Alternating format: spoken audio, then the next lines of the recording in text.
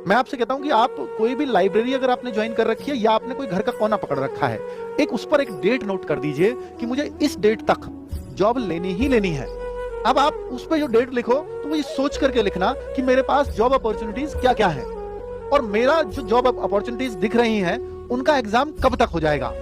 तो आप चाहे वो थोड़ा और डिले की लिख दीजिए, 1 महीना डिले, उससे भी जो आपको संभावनाएं लग रही हैं। जैसे मान लेते हैं कि भाई हर चीज का सब चीज का एग्जाम सर मेरे को दिखता है कि मैं मई जून तक 2027 तक मेरे जो सारे एग्जाम्स हो जाएंगे। तो फिर मैं क्या करूंगा कि मैं ऐसे डाल लूंगा कि मुझे 30 जून 2027 तक एक जॉब अपनी झोली में करनी है। और आप यकीन मानना बच्चों, जब आप रोज उस डेट को देखोगे ना, वो रोज वो डेट आपको प्रेरित करेगी पढ़ने के लिए। जब आप नहीं पढ़ रहे होगे तब वो आपको बोलेगी कि तुझे पढ़ना है, कि तुझे इसी डेट तक मेहनत करनी है।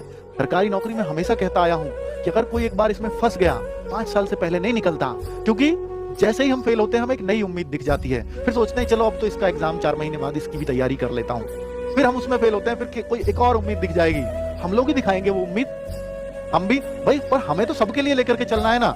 अब आप उसमें उम्मीद अपने लिए ढूंढ लेते हो और फिर बार बार फेल हो रहे हो।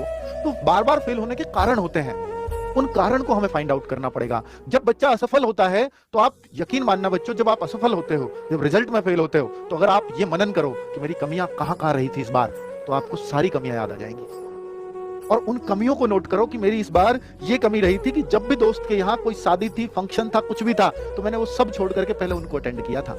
घर में कोई काम आ जाता था तो पहले मैं उसी को करता था। तो आपकी पढ़ाई तो सेकंड प्रायोरिटी रह गई। आप क्योंकि सर मैं इनको छोड़ भी नहीं सकता था। देखिए, शादी फंक्शन ये आपको त्यागने ही पड़ते हैं। और शादी फंक्शन आप क्यों नहीं छोड़ सकते? शादी आपके बिना काम चल जाएगा शादी में, केवल आपकी शादी को छोड़ करके। बताओ मुझे कौन सी शादी रुक जाएगी आपके जाए बिना? भाई आपका जाना वहां जरूरी है, वो काम ही ना हो।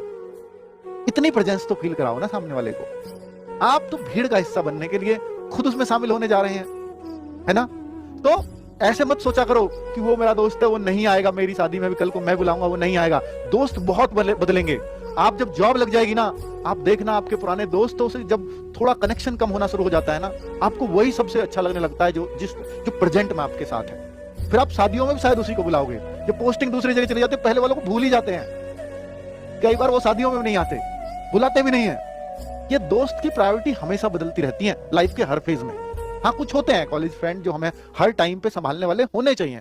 दोस्त ऐसे बनाओ जो हमेशा आपको पॉजिटिव रखे, क्योंकि आप जब सरकारी नौकरी की तैयारी करते हैं तो आपके अंदर नेगेटिविटी कई बार आएंगी।